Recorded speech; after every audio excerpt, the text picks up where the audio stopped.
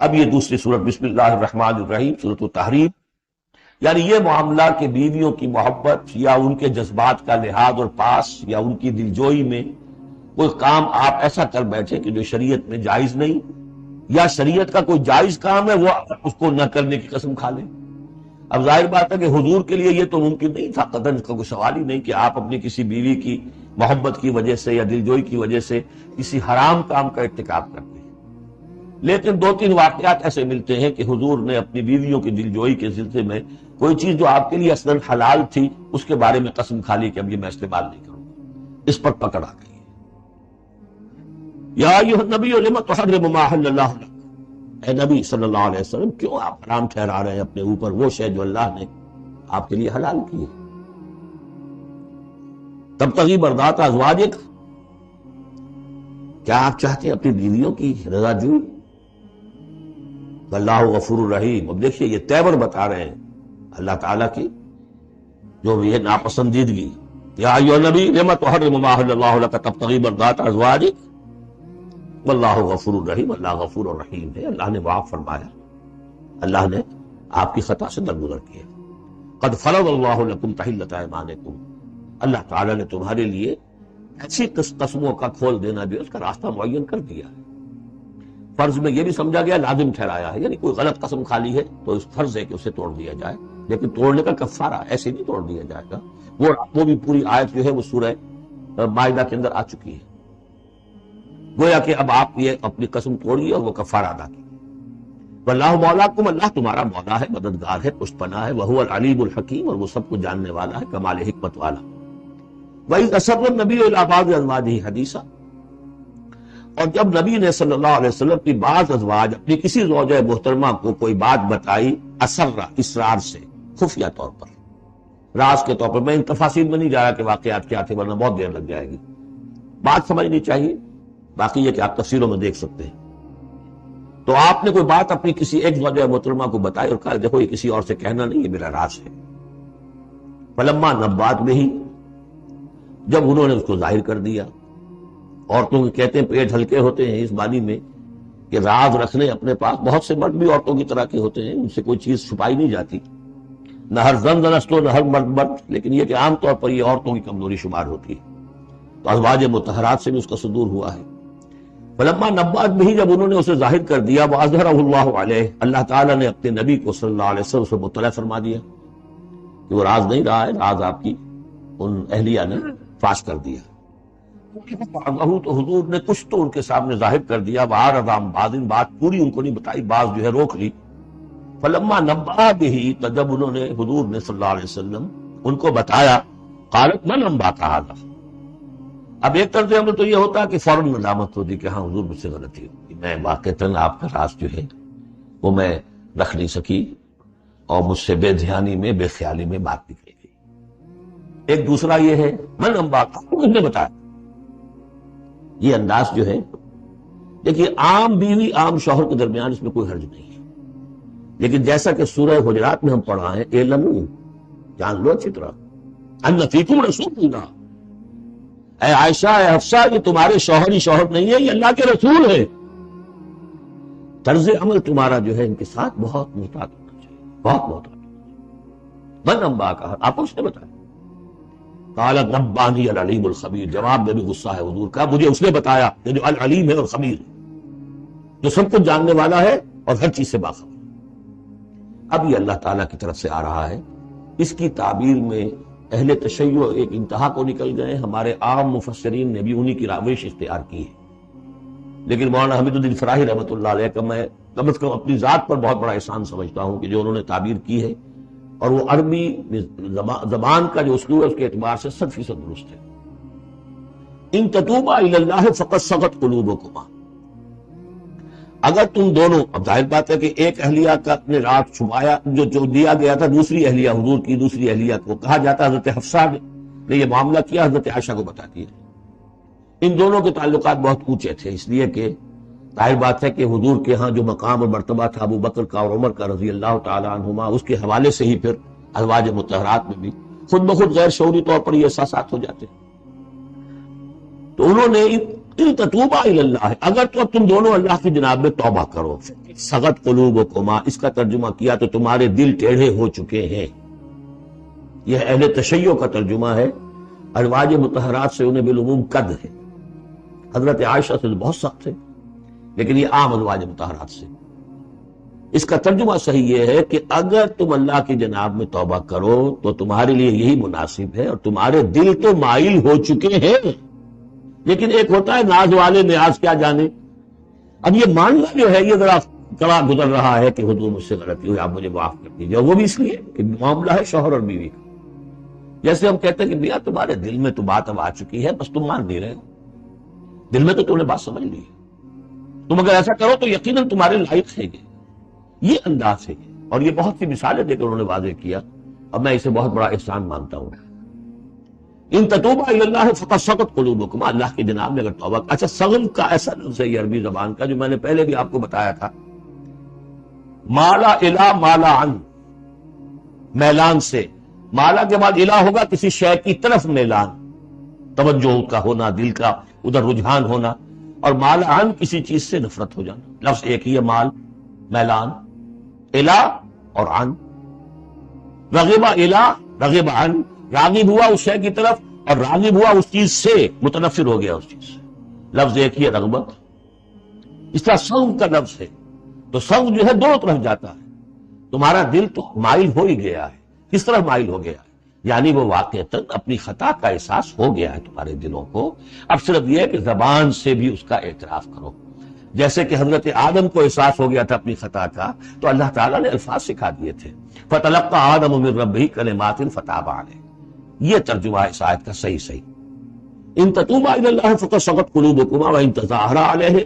اور اگر اب جیسے کہ قاعدہ ہے، عام طور پر حضور کی بھی کوئی ہلکا سا سہو اگر ہو جاتا تھا تو کس قدر انداز جو ہے سخت ہو جائے قرآن مجید کے اندر. اس لیے کہ بڑے لوگوں کے معاملے بڑے ہیں.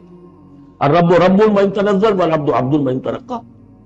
اسی طرح جو بھی اونچے لوگ ہیں ازواج مطہرات ہیں، تو ان کا بھی جو بھی اظہار ناپسندیدگی ہو رہا اللہ کی طرف سے، اس میں الفاظ بڑے سخت ہیں. اگر تم دونوں نے کوئی گٹھ جوڑ کر لیا، ان تظاہرا علیہ، محمد کے خلاف صلی اللہ علیہ وسلم، کوئی متحدہ بھاگ بنا لیا، تو سن لو فإن اللہ هو مولاه وجبریل وصالح المؤمنین والملائکۃ بعد ذلک ظہیر، کہ اللہ ان کا ولی ہے، دوست ہے، پشت بنا ہے، مددگار ہے، پھر جبرائیل ہے، پھر تمام صالح اہل ایمان ہے، پھر یہ کہ تمام فرشتے بھی اس کے بعد ان کے پشت بنا ہے. تو ان کے ساتھ معاملہ جو ہے وہ ان کے مقام کی مناسبت سے کرو، چاہے وہ تمہارے شوہر ہیں اور تم ان کی بیوی ہو، لیکن معاملہ کرو اس میں تمہارے امتی ہونے کا پہلو جو ہے وہ کہیں نگاہ سے اوجھل نہ ہو. وہ اللہ کے رسول ہیں، تم امتی ہو. عسیٰ ربہ، ابھی اور سختی آ رہی ہے. امید ہے کہ ان کا رب ان طلقکن، اگر تم سب کو طلاق دے دے، ان یبدلہ ازواجا خیرا منکن، کہ بدل دے تم سے کہیں بہتر بیویاں ان کو عطا کر دے. مسلمات، مومنات، قانتات، تائبات، عابدات، سائحات، سیبات وابکارا. یہ سارے اوصاف ان میں واو ہے ہی نہیں. بیک وقت یہ سارے اوصاف ہوں، مسلم بھی ہوں، مومن بھی ہوں، فرما بردار بھی ہوں، توبہ کرنے والیاں، عابدات، عبادت گزار، سائحات، دنیا کی لذات سے کنارہ کش.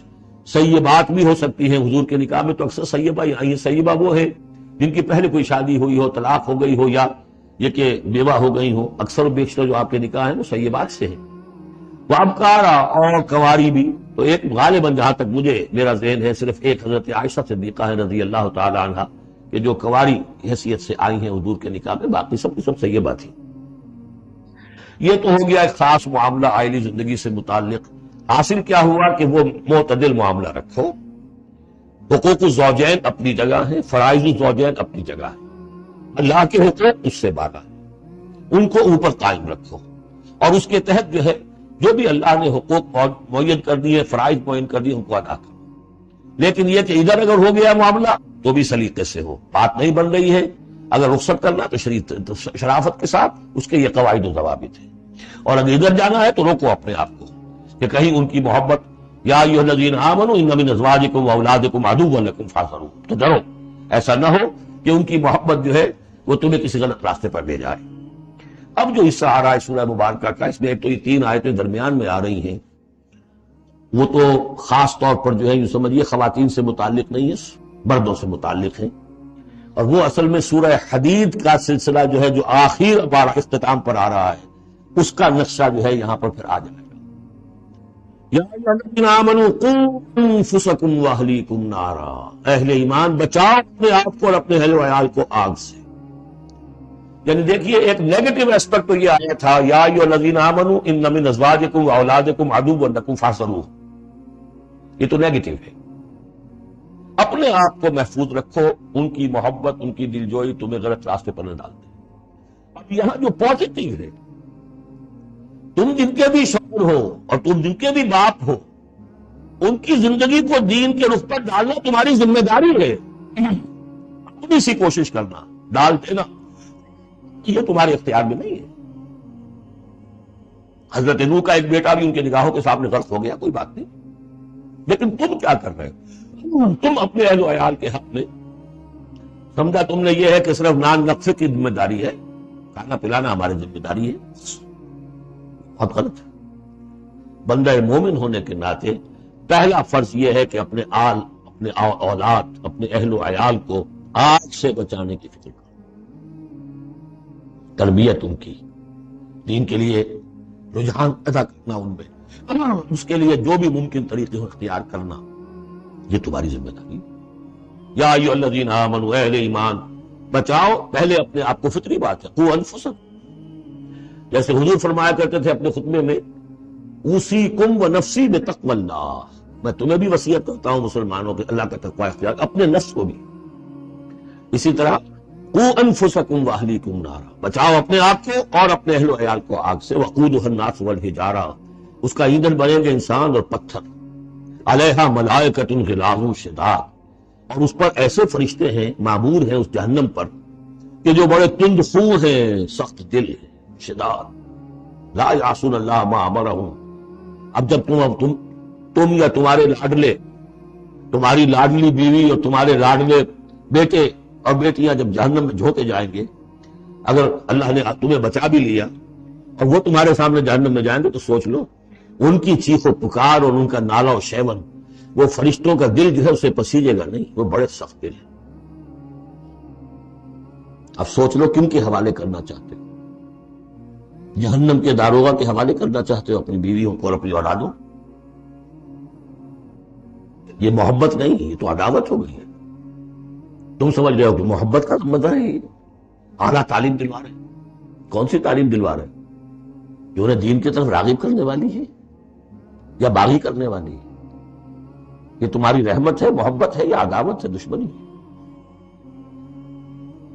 علیہا ملائکۃ غلاظ شداد، ان کا دل پسیجے گا نہیں، پتھر کی طرح سخت دل ہوگی ان کی، غلاظ شداد، چیخے جاؤ، چلائے جاؤ، لالا شیون، لا یعصون اللہ ما امرہم، جو اللہ کا حکم ہوگا وہ اس کی نافرمانی نہیں کریں گے، جس کو جو عذاب دینا ہے وہ دیں گے، وَيَفْعَلُونَ مَا يُؤْمَرُونَ، اور کریں گے وہی کچھ جس کا انہیں حکم دیا جائے۔ یا ایھا الذین کفروا لا تعتذروا اليوم، اور کہا جائے گا اے کافرو اب آج تم کوئی بہانہ نہ بناؤ،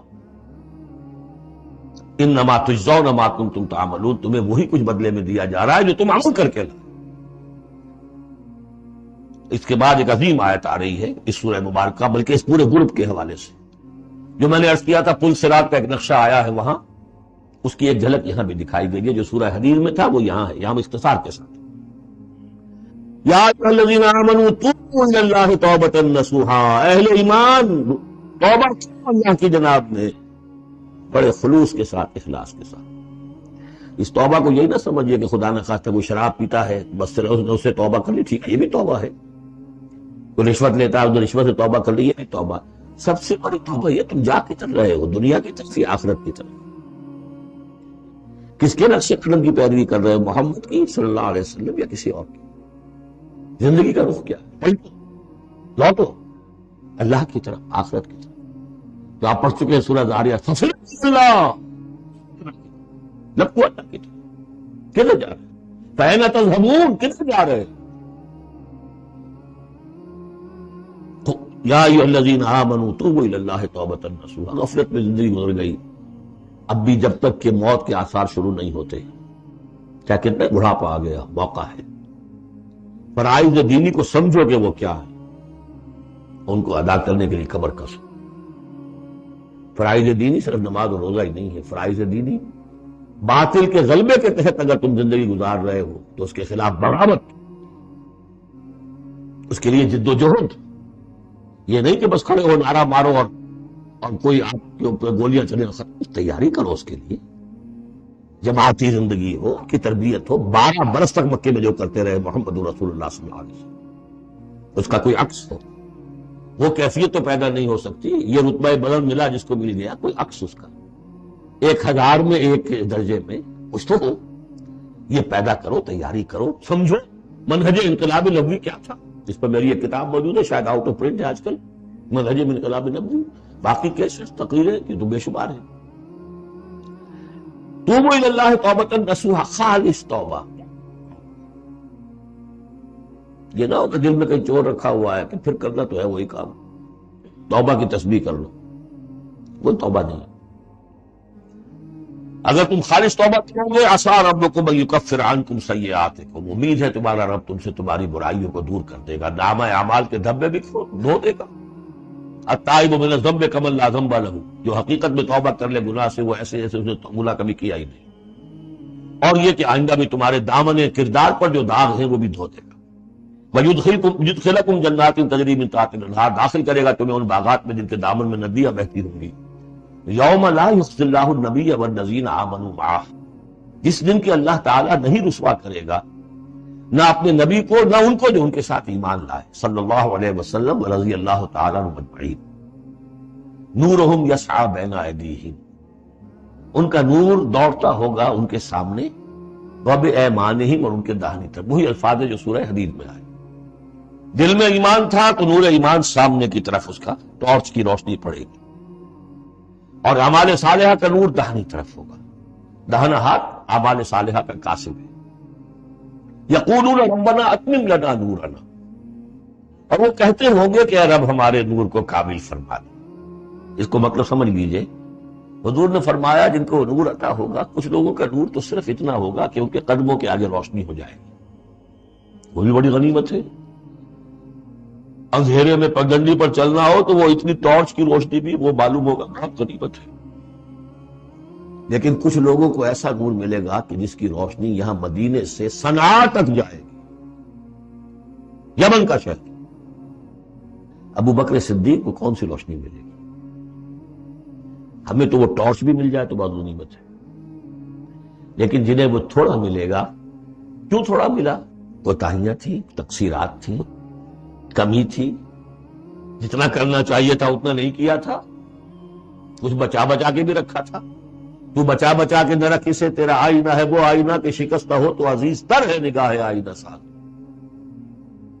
لہذا کم ہوگا، پھر وہ دعا کریں گے ربنا اتمم لنا نورنا، اپنے کرم سے، اپنے فضل سے، اپنی شان غفاری سے ہماری کوتاہیوں کو ڈھانپ لے اور ہمارے نور کو بھی کامل فرما دے۔ اتمم لنا نورنا واغفر لنا، ہمیں بخش دے، انک علی کل شیء قدیر، یقیناً اللہ تو ہر شے پر قادر ہے، تیرا حق کون روک سکتا ہے۔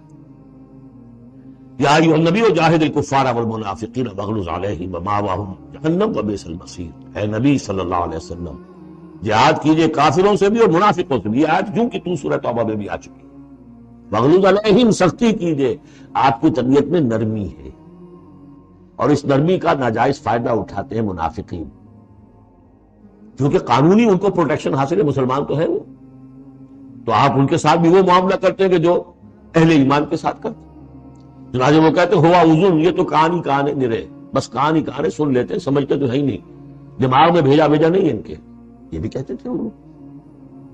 لیکن آپ سختی کیجئے، یا ایھا النبی جاہد الکفار والمنافقین واغلظ علیہم ومأواہم جہنم، ان کا ٹھکانہ جہنم ہے، وبئس المصیر، اور بہت ہی برا ٹھکانہ ہے۔ اب جو ان دو صورتوں میں خواتین کا معاملہ ہے، اس کے حوالے سے اب یہ مقام آ رہا ہے بہت اہم، اس بات کو واضح کرنے کے لیے کہ خواتین اس غلط فہمی میں مبتلا نہ ہوں کہ اللہ کے ہاں سوال جواب جو ہونا ہمارے شوہروں سے ہی ہونا ہے، ہم سے کیا ہے، ہم تو ان کے تابع ہیں۔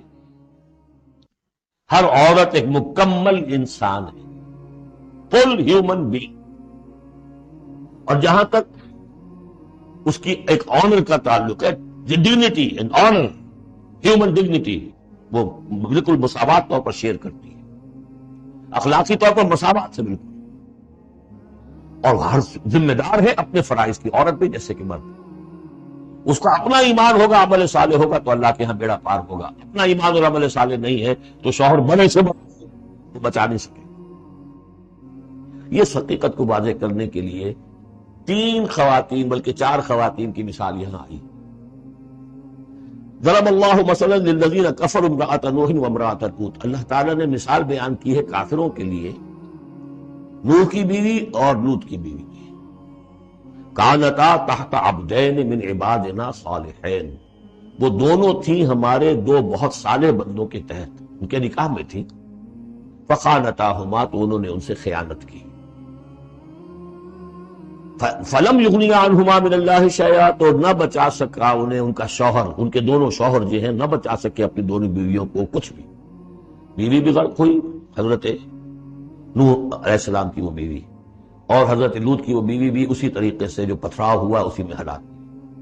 تو نہ یہاں وہ بچا سکے شوہر، وقیل ادخلوا النار مع الداخلین، اور کہہ دیا جائے گا داخل ہو جاؤ جہنم میں داخل ہونے والوں کے ساتھ، کوئی شوہر تمہیں نہیں بچا سکتا، چاہے وہ نوح اور لوط۔ لوط تو خیر اولو العزم من الرسل میں ان کا شمار عام طور پر نہیں ہوتا، حضرت لوط تو اولو العزم 950 برس جنہوں نے دعوت دی۔ اسی لیے حضور اپنے گھر کی خواتین کو جمع کر کے پھر کہا فرمایا کرتے تھے، یا فاطمہ بنت محمد انقذی نفسک من النار فانی لا املک لک من اللہ شیئا، یا صفیہ عمۃ رسول اللہ انقذی نفسک من النار فانی لا املک لک من اللہ شیئا، اے فاطمہ محمد کی نور چشم، لخت جگر، اپنے آپ کو آگ سے نکالو، بچاؤ، مجھے کوئی اختیار حاصل نہیں ہوگا تمہارے بارے میں اللہ کے۔ اے صفیہ، اللہ کے رسول کی پھوپھی، اپنے آپ کو آگ سے بچاؤ، اس لیے کہ مجھے کوئی اختیار حاصل نہیں۔ ضرب اللہ مثلا للذین کفروا امرأۃ نوح وامرأۃ لوط کانتا تحت عبدین من عبادنا صالحین فخانتاہما فلم یغنیا عنہما من اللہ شیئا وقیل ادخلوا النار مع الداخلین۔